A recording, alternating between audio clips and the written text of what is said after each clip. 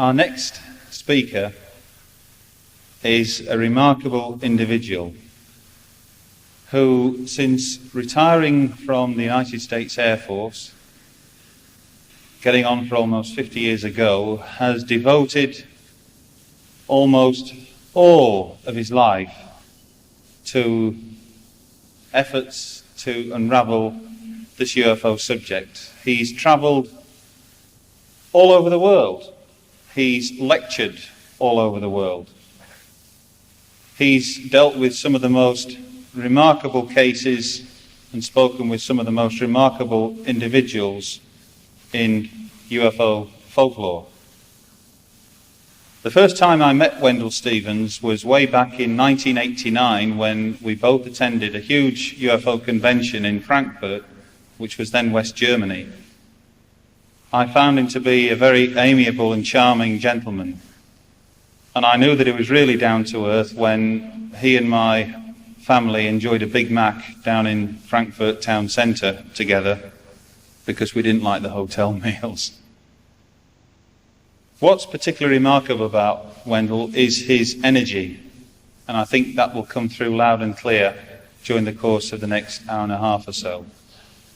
Here is a gentleman who has just reached the ripe old age of 72 years, ladies and gentlemen, but hasn't flinched in his desire, in his willingness to travel here to Cardiff today to share with you some of his knowledge and research. From the United States of America, ladies and gentlemen, Mr. Wendell Stevens.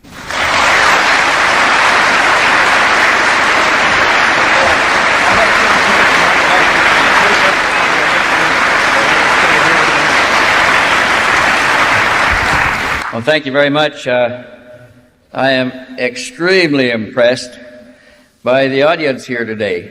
You know, I hold a conference in Las Vegas every year, and I bring in 20 to 28 speakers, at least 10 of them from other countries around the world, and I'm lucky if I could turn out a crowd of 300. You know, there's over 450 here, and they're all coming from one town.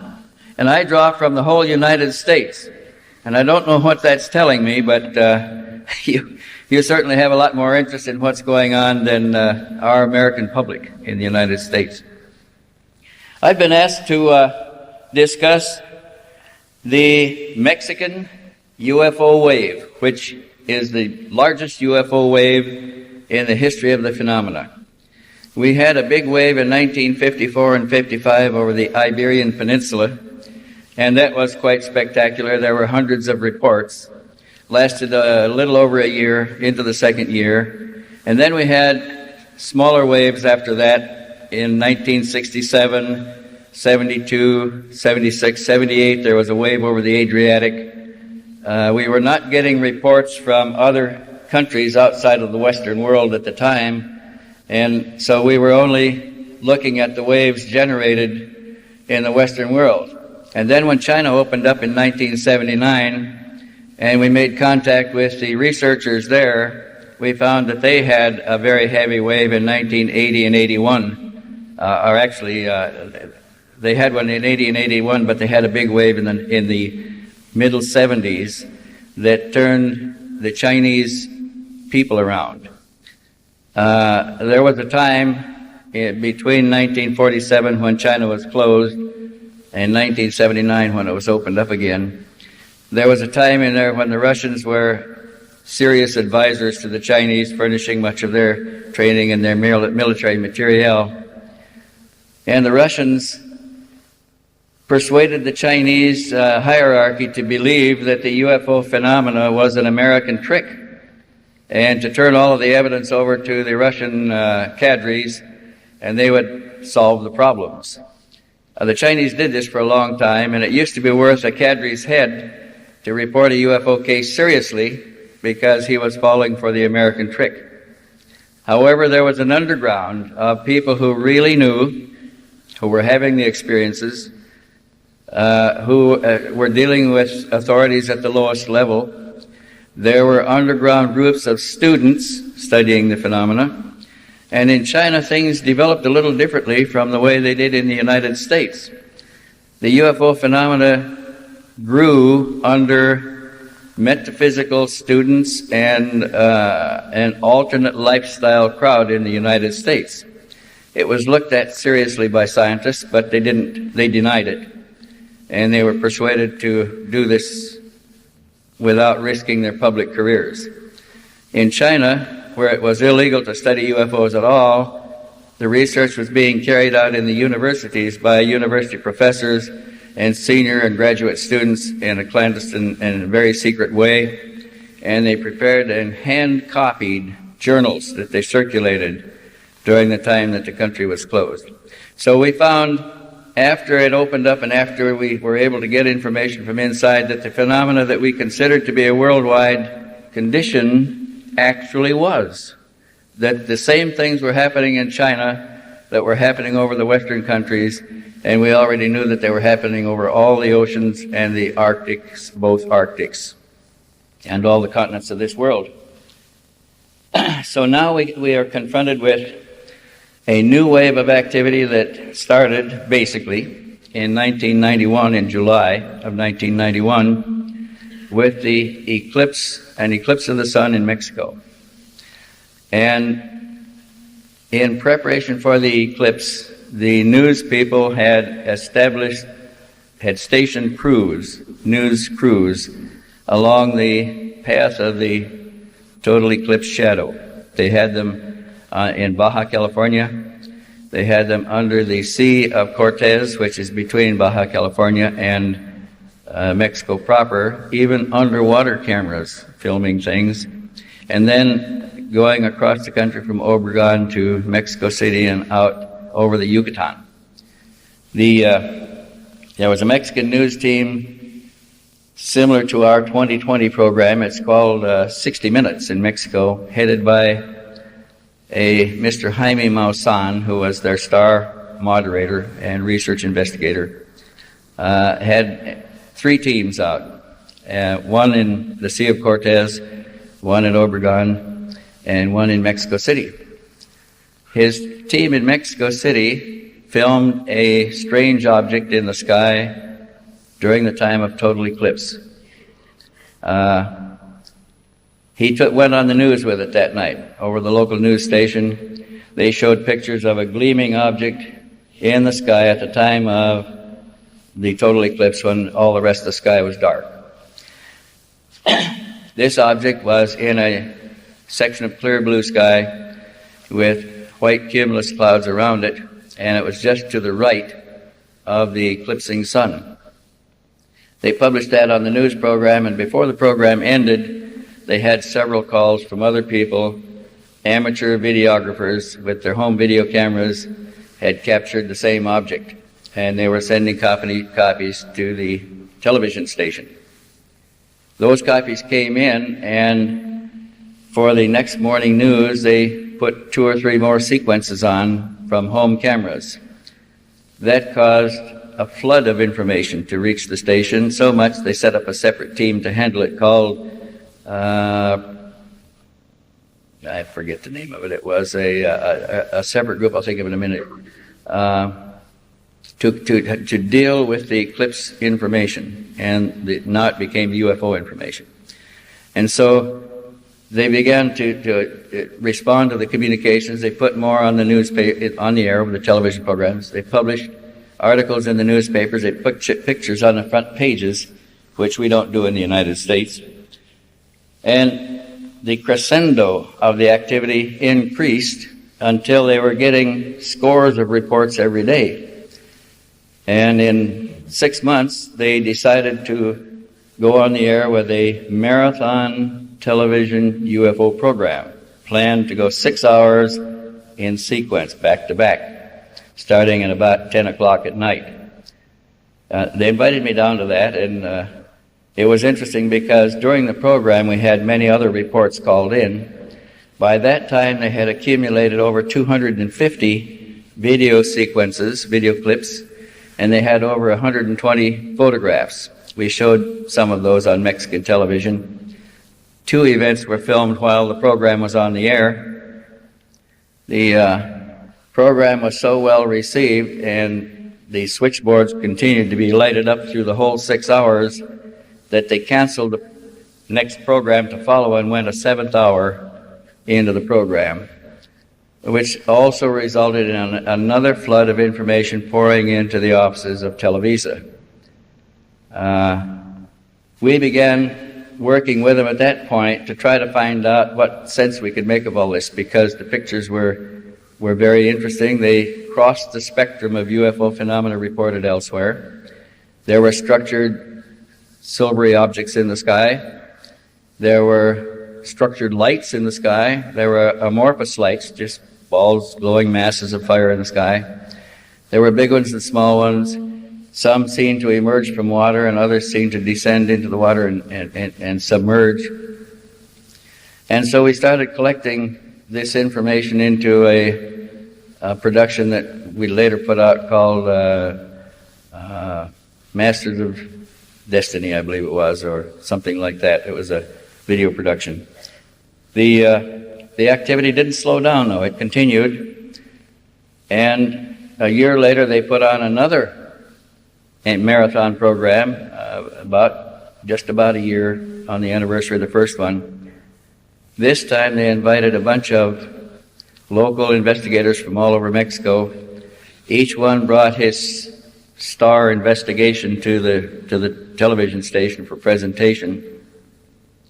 And that program was so popular that they extended it an hour again, but they announced after the extension, they announced that they would reserve a theater in town for the next day, which they had telephoned and arranged for, that had 1,100 seats in it, and that people that couldn't get through on the telephone lines to the station could come to the theater and ask questions directly to the people on the program. And they took us all down there the next night for a 3-hour program in the theater starting at 7:30. We got there at 7 o'clock. Actually, the station checked at noon to see how things were going, and all the seats were sold out. 1,100 seats sold. And other people were trying to buy tickets. We went there at 7 o'clock. The seats were all occupied. Others were trying to buy tickets. There was about 800 people outside of the theater milling around trying to buy tickets. And when we went inside, they pulled the doors off the theater and let themselves in. Now that's interest. That's the kind of interest they get in Mexico. And those tickets were $15 a head, and that's a lot of money in Mexico. So the Mexican government does not suppress the information as ours does, and maybe yours too. They publish leading case reports on the front pages of their newspaper. They review cases in their magazines, and they also put them on television. And the Mexicans are probably better informed per capita than any other country in the world today, and their activity is still the heaviest we know of in any single concentrated location. So what I brought is a selection of pictures from Mexico. There's a lot of pictures that are just moving lights in the sky, little points of light. A lot of pictures are not very clear. They're always taken, or almost always taken, with cheap cameras under poor conditions of lighting, with motion, with cameras that have slow speed shutters. But we can still pick out of that group, we can pick out quite a few very interesting pictures. Now, we'll go through these here in one by one here, but this is a map of Mexico here, and the area of activity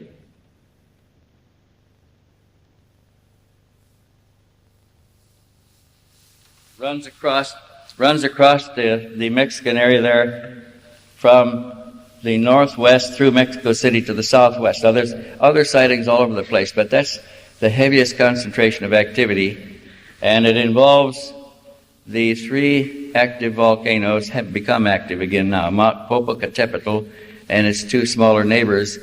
And one has to wonder if the extraterrestrials are aware of some catastrophic events before they happen, because we've had UFOs reported before most of the major earthquakes and before most of the very serious and dangerous eruptions. And so they're being reported in that vicinity now, and we're going to go to some of those slides. Now this is as I say, is a picture of Mexico. I'm going to go to a little bit of an enlargement here, and that'll show you almost the area that we're going to talk about. They're going to all be concentrated pretty much in that area. They're right in this, all these little towns that I will mention, you will find on this map here. Now this is a picture, to give you some comparison, is a picture of the moon taken with an ordinary 35 millimeter camera, and that's the size you see the moon as. So using that as a kind of a yardstick, anything that's bigger than the object, well, thought I had the pointer, but I guess I didn't. Anything that's bigger than the moon rising over the sand dune there is going to be visually bigger than that to the photographer when he took the picture. This first picture now is kind of a lead-in to the events that started in 1991. This one was taken on the 31st of March of 1978 at Monterrey, New Mexico, by Mr. Francesco Rivera, riding his motorcycle back to work from a photo assignment for his newspaper. And he stopped at a red light, and before the light changed, the man behind him started honking his horn and waving his hands, and he looked back, and the man was pointing over his head, and he looked up and saw that. So he unstrapped the camera on the back of his motorcycle and got that picture before the light changed. Well, the light changed and he blocked all traffic, but before it changed again, and the thing flew away. That was in Monterrey, Mexico. This one was taken over El Chico, Hidalgo, in the summer of 1978 at 2 o'clock in the afternoon. A family called Rodriguez were on a field trip at El Chico when they selected the place they liked, and they were surprised to find the flight of a UFO that had been disturbed by their presence. It rose out of the scrub nearby and hovered for a few moments. They were able to snap 2 pictures with their camera, and then it sped off at high speed. It flew away. This is an enlargement of the same picture to give you an idea that it is a structured object in the sky. This next picture was taken over San Luis Potosi, Mexico, on the 19th of November 1979 at 10:30 in the evening, by Mr. Luis Lozano Andalan, and his nephew had gone to the church to take pictures at night. And they saw this object hovering in the sky in a position where there was no moon. Now, if you remember the comparison we had, this is at least visually twice the size of the moon. So they took pictures of that, and it flew away. And then the nephew saw another object in the sky, 2 objects together, over a distant part of the city, and he turned his camera and snapped this black and white picture.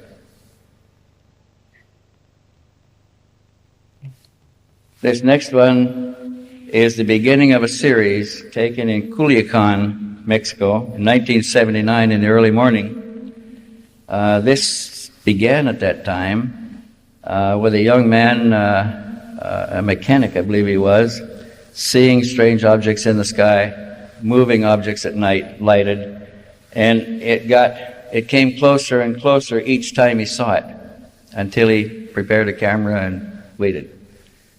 He saw it when he had the camera, and he took that picture, and then he took this next one, which is a blow-up. It would have been smaller without the enlargement, but you can see some trees in the lower back foreground there.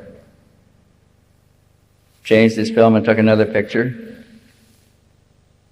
This is what it looked like when we printed it in high contrast to reduce the amount of glow around it. It was clearly a lens-shaped object. It was a glowing mass. If it was structured, the structure was underneath the corona there. This case continued to develop.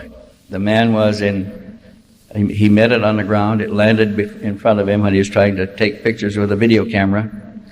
He walked up to it. He met the occupants. They were humans, like us. And they told him they came from, of all places, the Pleiades. His contacts, he felt so awed in the presence of these alien humans from the Pleiades. But he was impressed by their apparent power. He was also impressed by their superior knowledge. by their bearing, by their very presence, he felt vastly inferior to them. And he even cried in their presence. And they told him that he was a worthy man and that he didn't need to feel inferior, that they were just like us, but a little more advanced than we were at the present time. And his contacts continued, and his neighbors even saw the ships, and they saw him taking pictures. He wanted to introduce his wife to them, and they said they had no objection, and they allowed him to bring his wife to a contact. And then they took him and his wife aboard the craft together and showed them around. He had a 12-year-old son that was terrified of the craft and the events, but he finally got it. Now the principal contactee and his wife and his 16-year-old son now meet these individuals from the Pleiades. The ship appears to him to be a plasma shape, or a luminous cloudy mass, but when he's inside, everything is structured just like in this room here. He took a number of pictures in that first sequence. He's only allowed us to use one. These contacts, as I said, began in 1979. He came to us with the first pictures he allowed, and the first time he allowed the story out of his own private family group during the Marathon Congress over television in Mexico City in 1993. And he had been keeping this to himself all this time because each contact seemed like a peculiarly intense religious experience to him. And he thought it was too sacred to share with anybody else, even outsiders in the family that were not in the immediate family, and he had told no researchers or nobody else.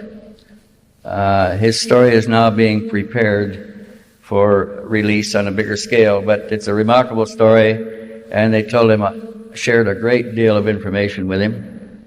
Here's the ship again from another angle. Here is a picture taken one time when he was in his car when they approached. He sat in the car, picked up his camera, and shot this picture through the windshield. You see the reflection of the object in the shiny paint of the hood of his car through the windshield as he snapped this picture. Now you can imagine how big this appeared to him at the time if you think back to the little picture of the moon over the sand dune. This is 100 times the size of the apparent size of the moon at night.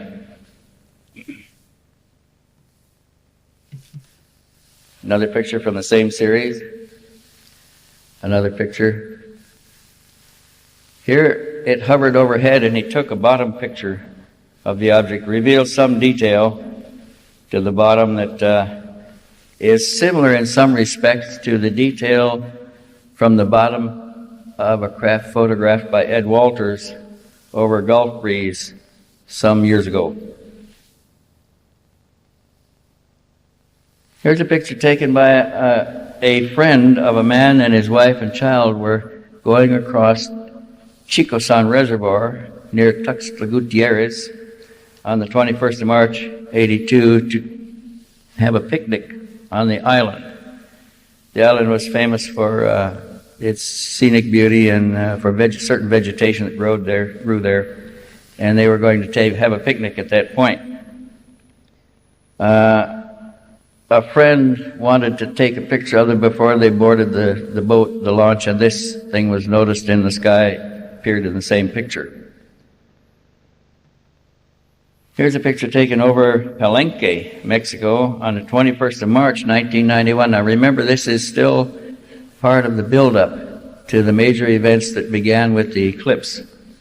This was taken by young Alejandro Autry, walking near the pre-Columbian ruins of Palenque, when he unexpectedly encountered this object moving from behind the trees, moving from his left to his right as he took the picture.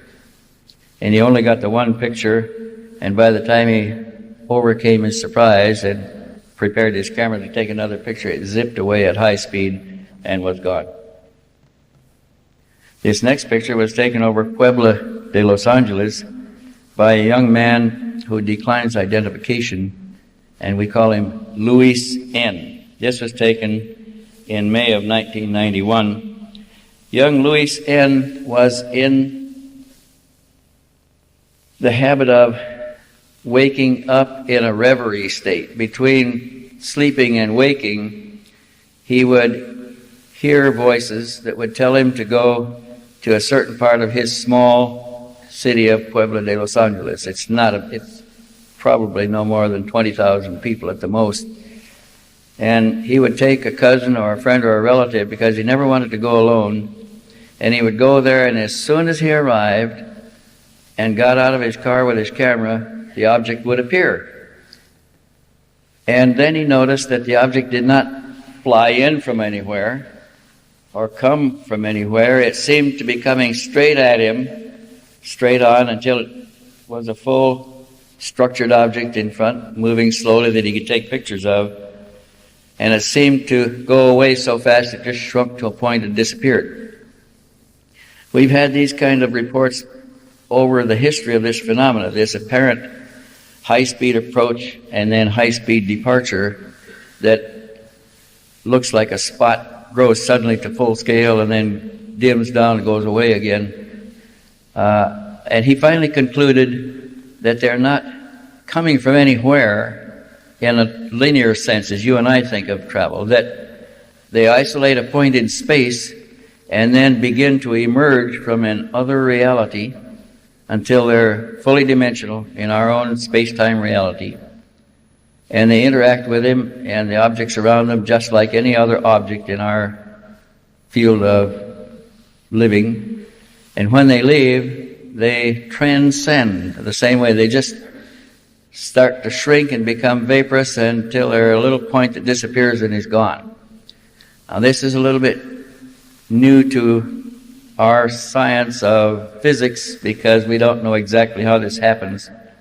But this is not the only case. It just happens to be a representative case in Mexico of this kind of phenomena. And this young Louis N. has taken 6 series of pictures of these craft involving 4 different spacecraft in the series. Here you see it over the airport control tower at his small town there at Puebla de Los Angeles in Puebla State of Mexico. And here you see it's a little closer, and he's shooting over part of the tower building. Remember, it's a very small town, a small airplane, only got one building on the airport, and that's it. And the object is hovering right over the control tower. Here's a blow-up of it to give you an idea what that one looked like. It's a structured object that is reasonably similar to one of the pictures taken by Edward Meier. And this man never heard of Edward Meier.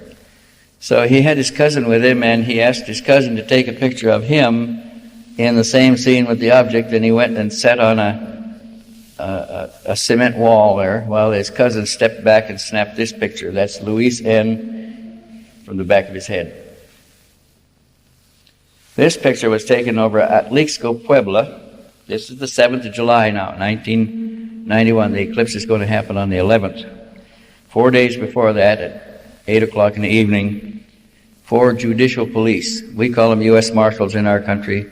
They call them judicial police there. I don't know what you call them here, but they were 4 police officers traveling in 2 vehicles from Atlixco to Puebla. Puebla is the capital of Puebla State. When they were surprised at about the 17 kilometer marker by a flying light of a strange color which was coming right at them. Then the light stopped, gave a turn, and flew away toward the mountains. The mountains are Mount Popocatépetl and its 2 smaller neighbors, volcanic mountains. The comandante of the team ordered Pepe, their official police photographer, to get a picture of the object quick because they thought it might be contrabandistas. And he wanted to get a picture and then try to develop it out to get the number of the aircraft so they could trace it the next day. Pepe snapped the one picture and it quickly flew away. He developed it out and brought this back to the chief of the team at the judicial police headquarters there in Puebla. And the police officer says, "What's this?" And the photographer says, "That's what I photographed last night." And nobody could explain it. It's an object apparently with windows around the side. Certainly doesn't look like an airplane. Doesn't look like a balloon. It flew at high speed. It stopped and hovered, moved at slower speeds, then speeded up and zipped away. But that was the first picture taken of this object in this UFO wave. There's another picture. It's another print of the same thing. It's a little denser to allow you to see the windows a little better. Now the next picture was taken. This is the beginning of the eclipse of the sun pictures. This is one of the first ones taken at Ciudad Obregón on the 11th of July, 1991 at 13:25 by engineer Pablo Hernandez Trevino. He snapped a number of pictures of the eclipsing sun, and he got these images, if you can see the object in the picture there with it. I think there's a small object that moves around it.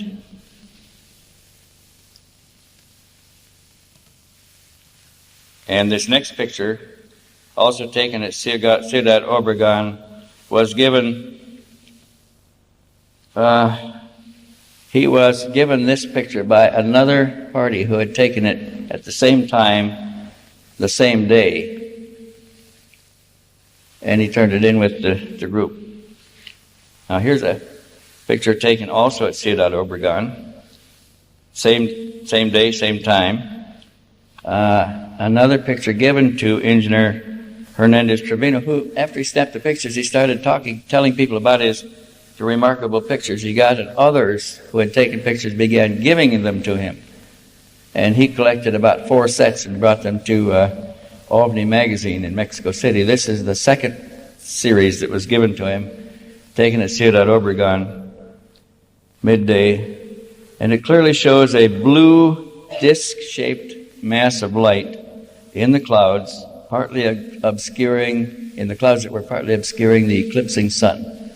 I'll point out the blue disc, and then you can watch for it in the other.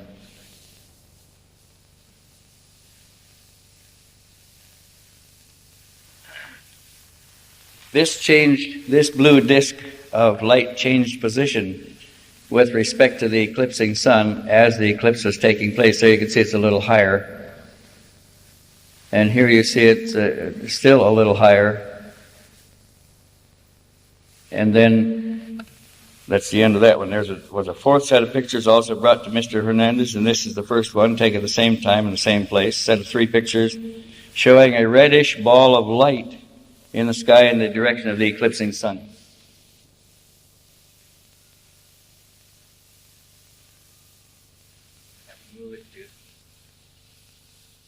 Be sure we find a small red ball right here.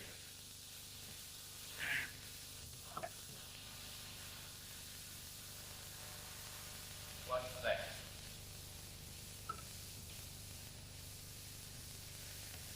That changed position during the eclipse of the sun.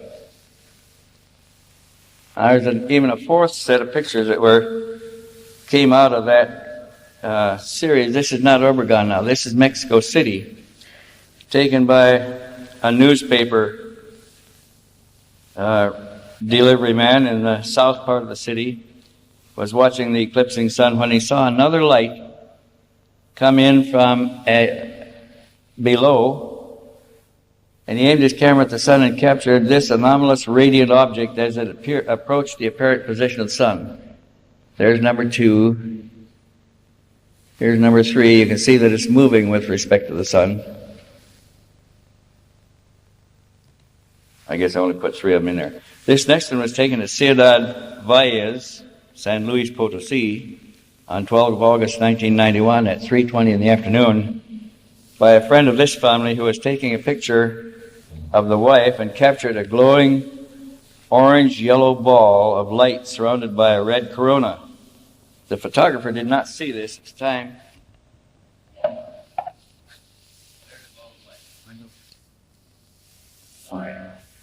Is it? Okay.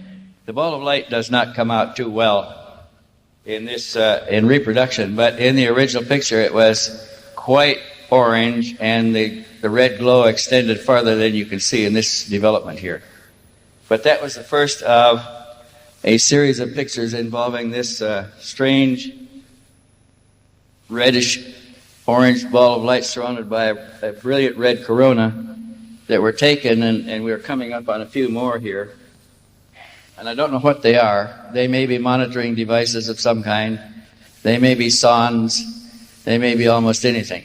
But I'm doing this in sequence now to try to keep the thing in a little bit of order. We'll come back to some more of those red balls of light. But this picture is the second picture of what appears to be the object photographed by the judicial police officers. This was taken at Zacatelco, Mexico, in September of 1991. This is now July to September, 3 months later, and the object is at a different orientation so that the windows appear to be horizontal to you. If the object tilted down in your direction, you would see that it had the same curve as the other ones. This was taken during the development of the wave by a man who declines identification in this case, and he delivered this to the group at Televisa that were collecting the information on the wave. Here's another picture in the same series taken by the same man. I think there's only two there. But there was another picture taken. Let me back that up. That was a third picture.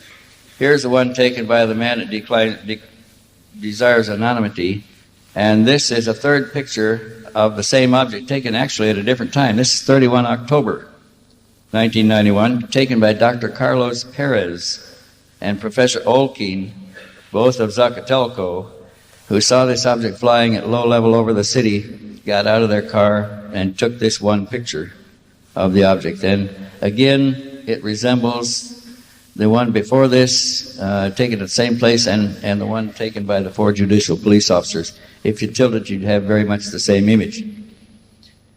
This next one was photographed over Lake Chapala, near Guadalajara, by a Senor Julio Orozco Ceja, who went to the window and looked out at the precise moment that he saw this UFO passing, snapped it through the window, grabbed his 35 millimeter camera and snapped it through the window, and succeeded in getting this one picture.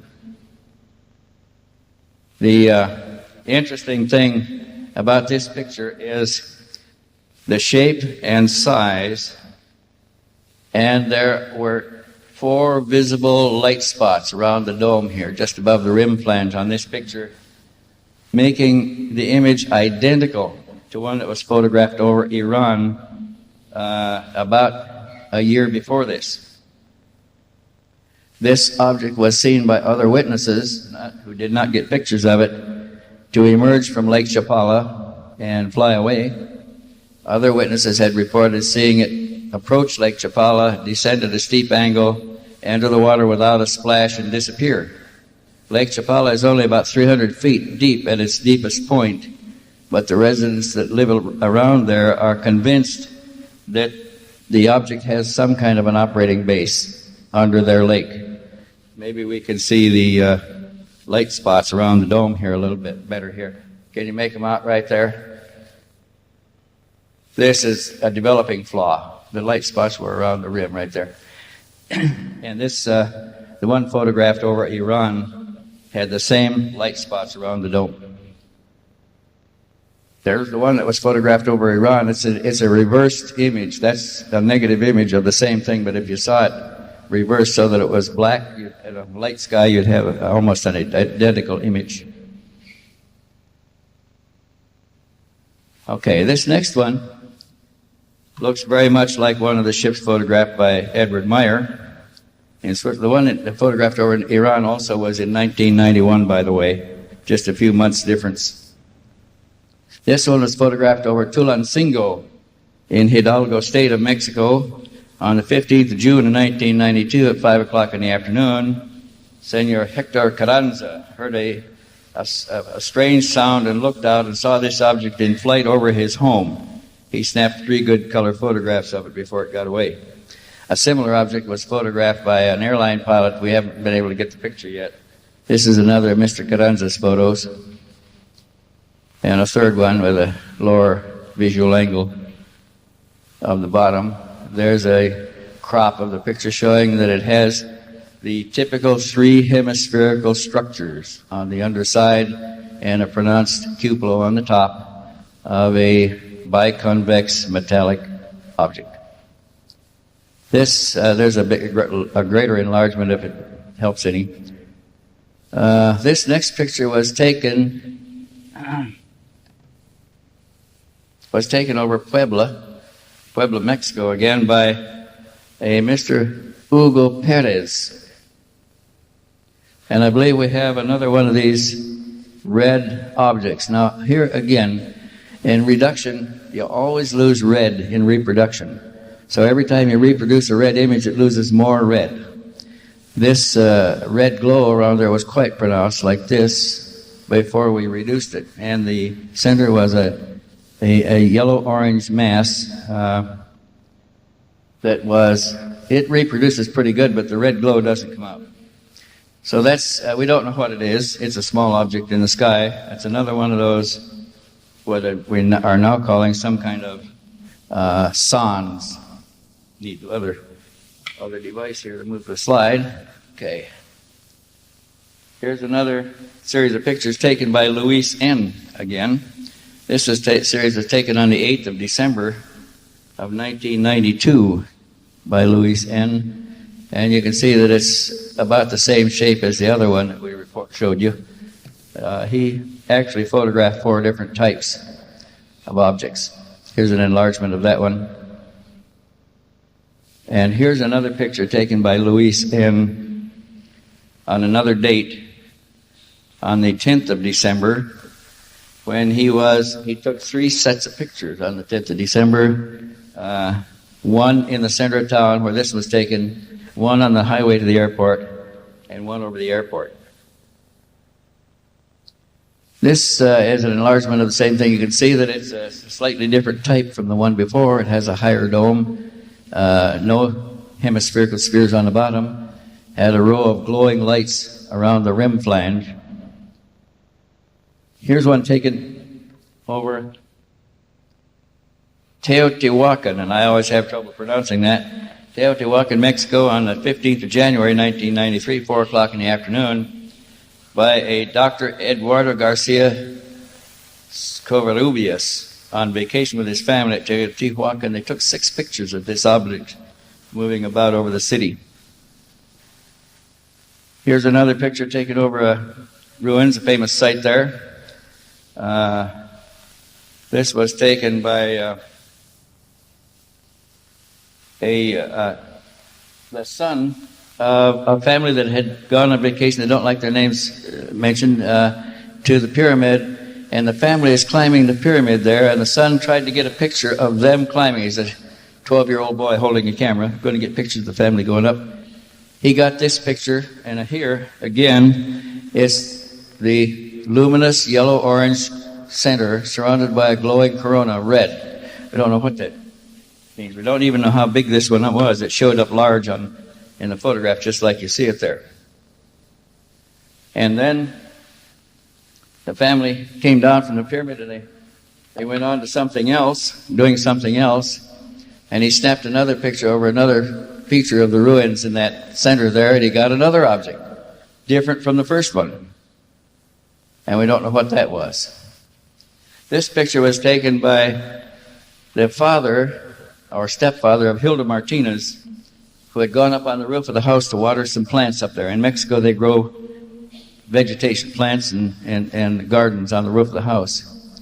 She'd gone up to water the plants on the top of the house when she saw this object hovering over their garden.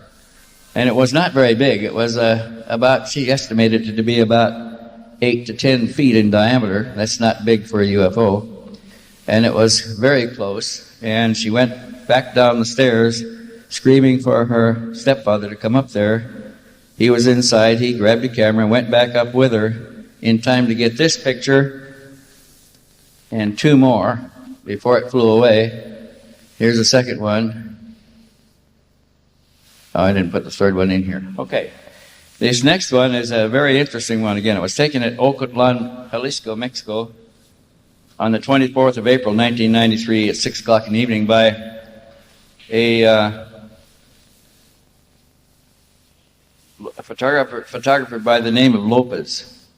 And there had been a number of reports of objects like this over the city of Ocotlan, which is near Lake Chapala and Guadalajara also. And he had seen it himself, and he'd seen it twice. And he noticed that it was always either early in the morning or late in the evening that he saw it. So he began carrying a camera with him when he went to walk his dog. And he was on the skirts of Mount Chiquihutilo at 6 o'clock in the morning when he saw the object finally again, and he is prepared. He has his camera with him. It was hovering in the air some 50 meters away. He raised his camera and snapped this picture, rolled the film, and got another picture. You see the lights around the dome are changing. There's different ones illuminated here. Here's the first one again. We have one dark window, if they're windows. Then the lights moved around. We have more illuminated. It looks like a dark one is on the left side here as you look at it. He got another picture with 2 lights, windows out, whatever they are, and one from the bottom looking up before it flew away. This is the last of it as it was leaving, and he got a final shot of it. There's an enlargement of the one with the 2 windows out. And here we move on to another series taken over Mexico City Federal District by a photographer who declines identification. And we'll move on because I want to get to this next one, which was very interesting because they were on their Mexican independence holiday, and a squadron of F-5 jet fighters was flying parade formation for the audience below. And a police officer controlling traffic noticed this object in the sky. He started to photograph it, and he saw that the jet fighter was going towards it. So he waited until they were all in the scene together and snapped this one picture. He gave the picture to OVNI magazine. He wanted them to withhold his name for professional reasons. But during that same parade, there were other people with home video cameras that snapped video images of the object passing through a formation of F-5 jet fighters. Then another sequence showed helicopters, a formation of 9 helicopters, and the object passed through the formation of helicopters.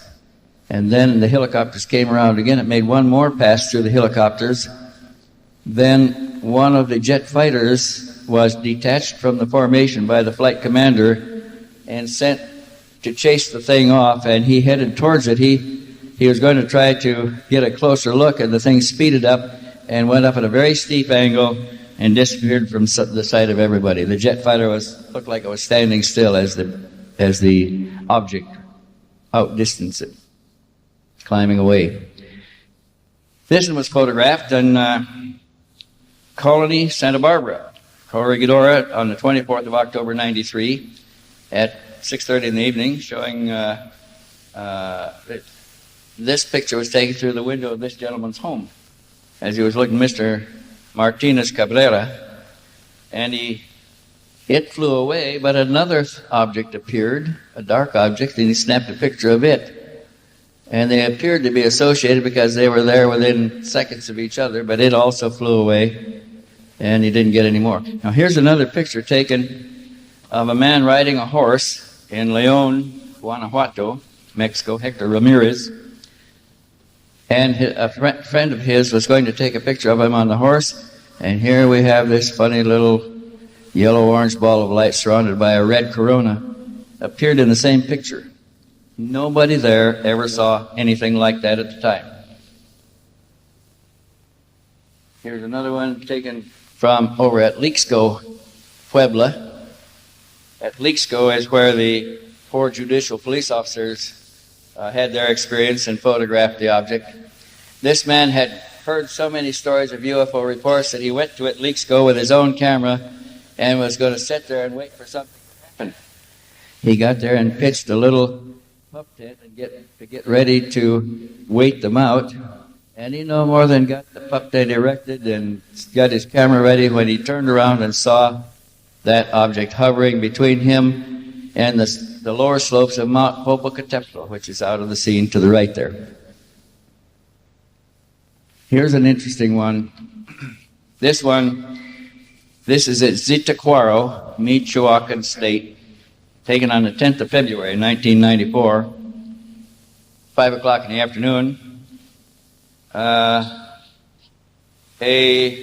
man who declines identification living there in the area saw this metallic disc-shaped object hovering over the reservoir, got his camera ready and snapped a picture. It hovered for several minutes, and then it went out over the middle of the reservoir, began a steep descent at about a 45-degree angle, entered the water without a splash, and disappeared. We, in the investigation of that case, we looked for other witnesses, and it turned out that almost everybody that lived around the reservoir had seen these objects at one time or another, either in the air, hovering, moving, going towards the reservoir, coming away from the reservoir, and they turned up at least 4 people who had seen it visibly enter the water and disappear, or come out of the water and fly away. So one might conclude that there is some kind of a facility underwater in the reservoir. It's a fairly deep reservoir, but it's not over 100 feet deep. And those events have happened. There are several series of pictures that have come from that area and that same reservoir. Here's a man who lives at Ocotlan, again, Jalisco, near Guadalajara, who had seen this object several times before this, and he was riding in a station wagon in the back with other people when they saw it again, and it was following the station wagon. And he says, "That's the same thing I saw before out here." He said, "Stop the car, I want to get out and take a picture of it." He had his camera with him. He was going to Mexico City. They stopped the station wagon, and he got out to take this picture. He snapped 2 more. There was another station wagon stopped on the other side of the highway, and he took a picture. One of the pictures showed a little bit of the other wagon in the picture. If we have the whole picture here, we'd see more of the station wagon. But there were other observers stopped watching the same thing at the same time as he snapped the picture. Here's another print he snapped 2 pictures, this second picture. Here's another photographer, entirely different from Jose Perez, that snapped the one over the mountain, the one with the lights all around the rim.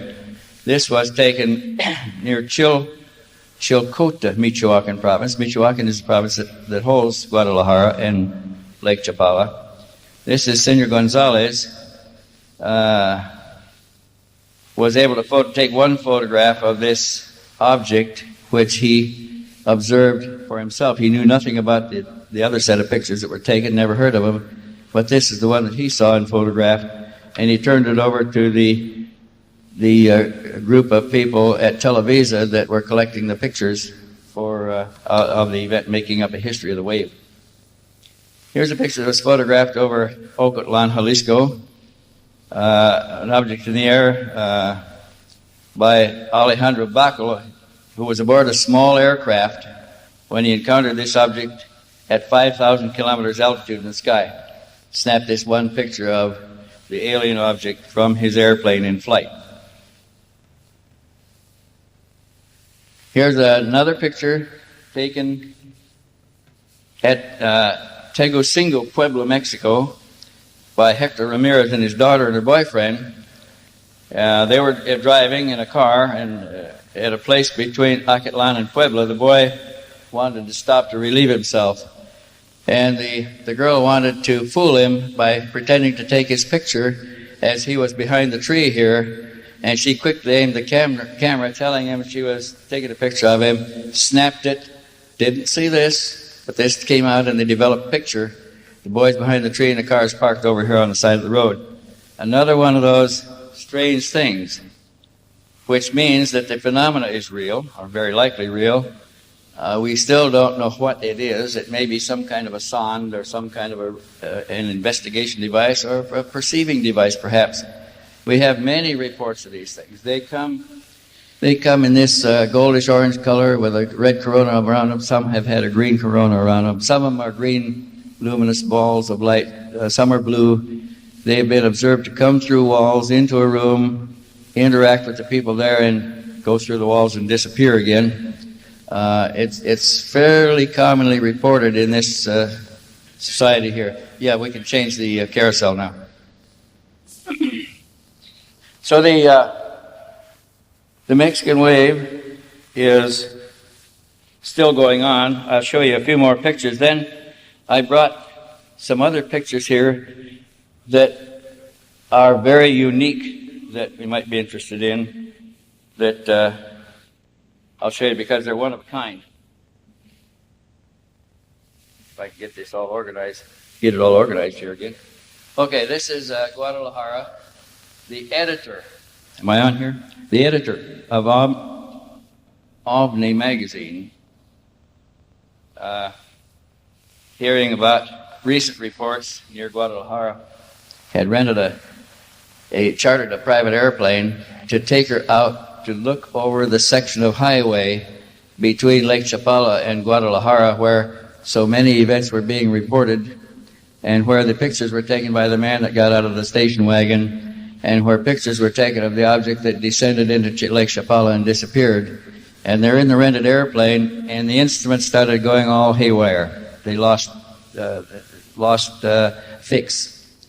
And as they looked out around them, she saw this off the right wingtip of the chartered airplane. She took the one picture of it. They were all so frightened, they asked the pilot to get him out of there, and he made a steep turn and flew away, and the object apparently did not follow them. But that was an unexpected development. Now here's another one of those sondes, or whatever they are, sonde or whatever it is, if you can call it. I haven't any idea. It's the yellow-orange ball of light surrounded by the red corona. Here you can see this. The girl's mother is withdrawing from something. She doesn't know what. She has not seen the object. The photographer didn't see the object, but they sensed something present there at the time. That's 29 May 1994. Here's one taken over Zacatendo in Michoacan province, Mexico.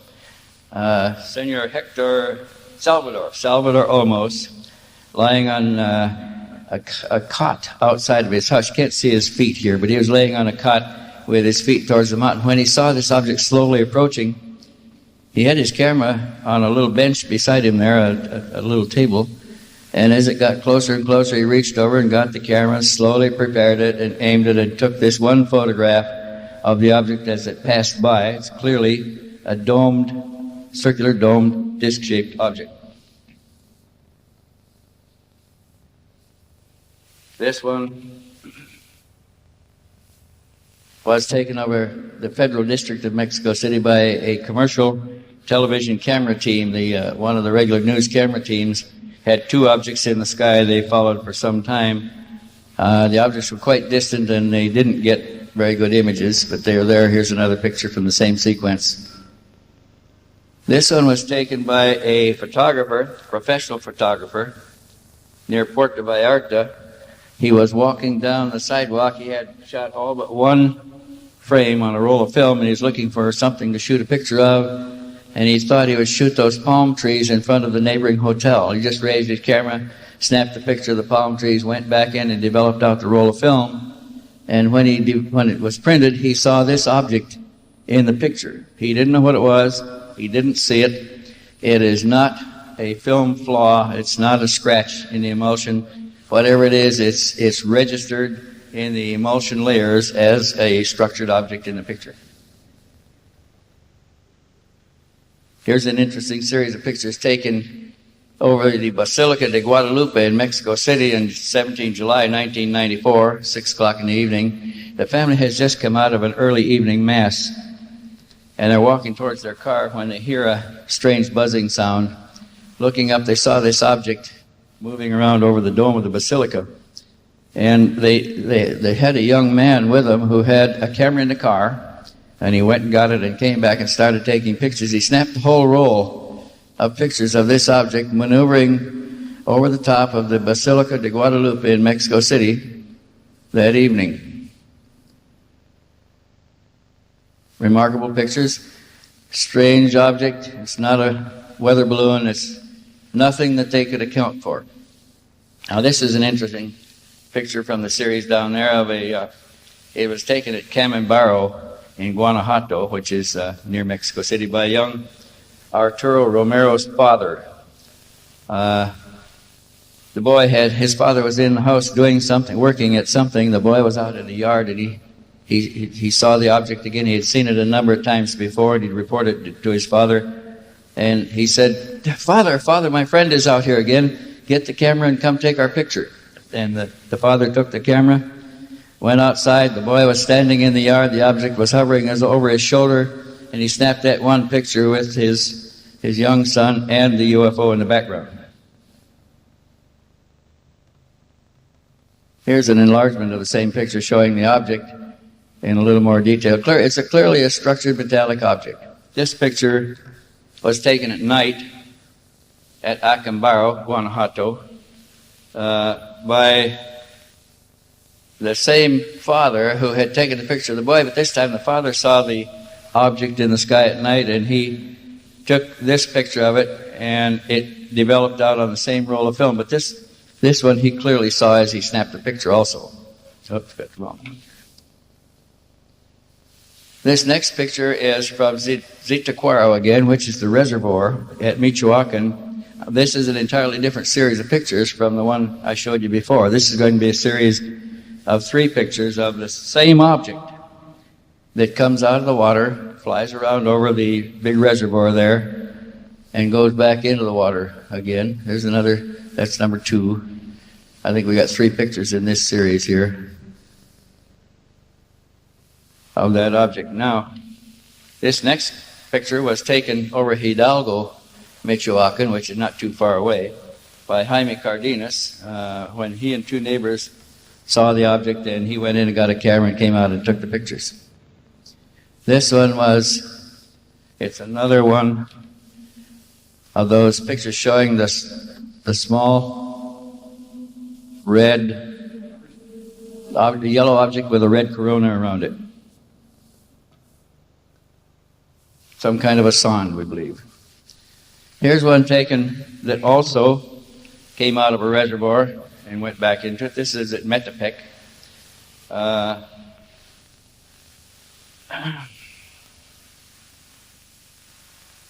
It's at a place called Los Azufres, which means sulfur springs, by a woodcutter. And there had been a number of reports of unusual activity in the area. And this man had taken a camera to work with him, and he saw the object in the sky and was watching it when he saw a truck come down from the hills that had a load of wood on it. And the police guard on the truck jumped off but asked to see what he was doing there, saw the dark object, and he handed the camera to the police officer who was a forest guard, who took the pictures for him, took 4 pictures on the man's camera, gave it back to him. There's number 2. Here's number 3. Oh, that's a different one. Okay, I didn't put the 4th one in. All right, this one was taken over Monterrey, Mexico, in 31 March 1978. I just put it in here because it's another unusual one. And we're getting down to the unusual pictures that I wanted to show you, taken by UFO observers. This is El Chico, Hidalgo, Mexico. A family, Rodriguez, on a field trip, saw that. This was taken at San Luis Potosi, Mexico, by Luis Lozano Andalan and his nephew. The interesting thing about this one is it looks like it's almost transparent, but it's reflecting light from it. It's a semi-solid structured object, I guess one would have to say. And I have one here taken over Culiacan recently by Carlos Diaz, who saw this big luminous object in the sky, and he began to photograph it. And he got 2 pictures. This is from the television. Oops, I'll back it up to give you a little better view of that. This is from the television reproduction of the picture that appeared on Mexican television. There it is. Okay. This is just a moving light at night, an object. There's a lot of those. There's a lot of these small dark objects in the sky. This is an interesting one because it's hovering right over the central communications antenna of a major communications system for Mexico City. And the man snapped a picture of it as it hovered over the central. Here's another picture taken at the same time by the same man of a similar object. And here's one that was just recently photographed in 1995 near Mexico City by a man who took this picture. You can see that it's a circular object with some kind of luminous phenomena underneath, a dome on the top. Here's, okay, we didn't put the second picture in. Now, here's the strange pictures coming up. This is apparently a moving ball of light. The photographer did not see this one when he photographed it. This was taken over Mount Rainier. That's Mount Rainier in Washington State that is now swelling, and the seismologists say it's preparing itself for a major explosive eruption. This picture was taken by an Italian scuba. He was an underwater photographer off the Azores Islands looking for underwater scenes on assignment. He went down about 7:30 in the morning. He came up about 8 o'clock to look around to go back to the ship and get ready with his gear when he saw this object hovering just above the wave tops. And he had a small 35 millimeter camera with him, and he snapped that one picture. Then he dove under because he didn't know what it was, and it was about 5 feet in diameter. It looked pretty big, and it appeared threatening, and it was low overhead, and he went underwater to swim away from it and come up and get a better look. And as he was swimming away, he looked to the side, and he saw that it's now underwater with him, swimming alongside of him. He went back to the surface. It came to the surface with him, rose into the air, and passed over his head. And he snapped this picture, looking at it from the underside. And he said he could see what looked like a small television screen in the bottom that had images changing on it. Now this began in the air. It followed him underwater, followed him to the surface again, got back in the air and hovered over him. It's an object that is clearly trifibious. It could fly in the air, it could move on the surface and move under the surface. Really a strange object. Here's a picture that was taken by a motorcyclist going from a ski resort to his home in Colorado. And he saw this phenomenon, and he stopped and unsnapped a camera from the back of his motorcycle and took this one picture of clearly a structured, domed, circular object shooting lightning strokes from there to the ground. The next day, a forest fire was reported in the area that got so big before they got it out, it killed 3 firemen putting the fire out and burned hundreds of acres of timber. This is an old picture taken over Diamond Head, Hawaii, way back in the 50s. First color image of it we've seen. It just turned up recently. Oh, okay, here, I put a couple of these in here. I've had questions asked about Gulf breeze, what's happening now. And this is from a recent set of pictures that were delivered anonymously to one of the researchers in the Gulf breeze area by a man who said that he was a tourist from Florida, or from Alabama, that had seen this event, taken the pictures. He didn't want to be identified. He didn't want his name known. He sent the negatives and the prints, the first prints from the pictures to the researcher there. We have no information other than that. We don't know how legitimate they are. It's a very interesting and beautiful picture. 15 minutes after the sequence with this B-1 bomber, it is, 15 minutes after the sequence with the B-1 bomber, a helicopter entered the scene, photographed by a second group of people at a convenience store along the beach. And this is one of the pictures from that series. The object appears to be the same object. The craft are different craft. The scenery in the foreground, the trees and so forth, seem to be similar trees. So that's all we know about the pictures. We have no positive way of verifying the legitimacy of it. They were both turned in by photographers who insisted on remaining anonymous, and they mailed them in letters, in envelopes, with no return address on the corner and no way to find out who they were. We still don't know. Here's another picture taken by a friend of mine, Mike Hawkins, over Gulf Breeze, though. And this object first appeared high in the sky as a little dark object, just a little dark object moving in and out among the clouds. He snapped 3 pictures of it that way, went in, laid his camera down, and washed up for supper. And as he was washing up, his wife called from the kitchen and said, "Mike, they're out here again." He went back, grabbed the camera, and went out and took the rest of the roll, 8 pictures of that object maneuvering over his house in Gulf Breeze.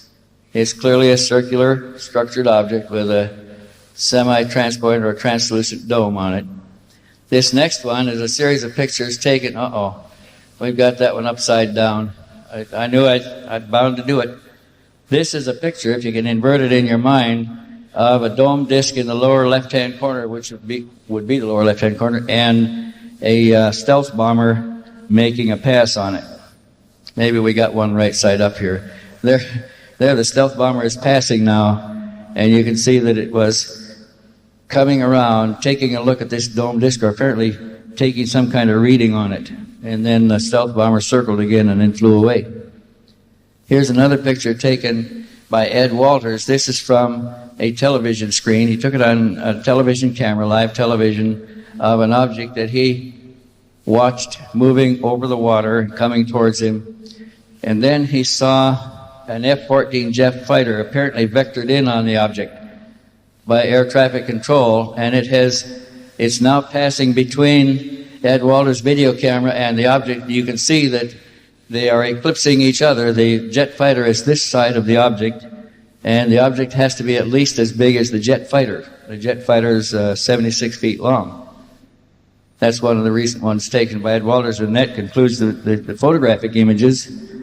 And I would, at this point, be willing to take any questions on any subject that I'm familiar with. I know that you all know that I've done a lot of research on the Meier case and a number of other cases, and we can talk about anything that you have in mind. This was the picture show presentation for this particular meeting this time, so let's go on from there. If somebody wants to turn up the lights out here. And how are we doing on time? We're doing fine. Okay. If you want to wrap this up, to do the questions a bit later. Oh, okay. You want to do that? We'll show the people the video footage that we're going to show them earlier. Oh, okay. You want to do that? Go ahead. Ladies and gentlemen, Wendell Stevens.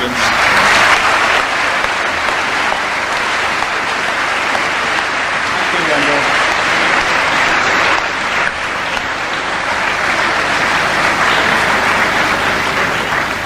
Thank you, Wendell. We will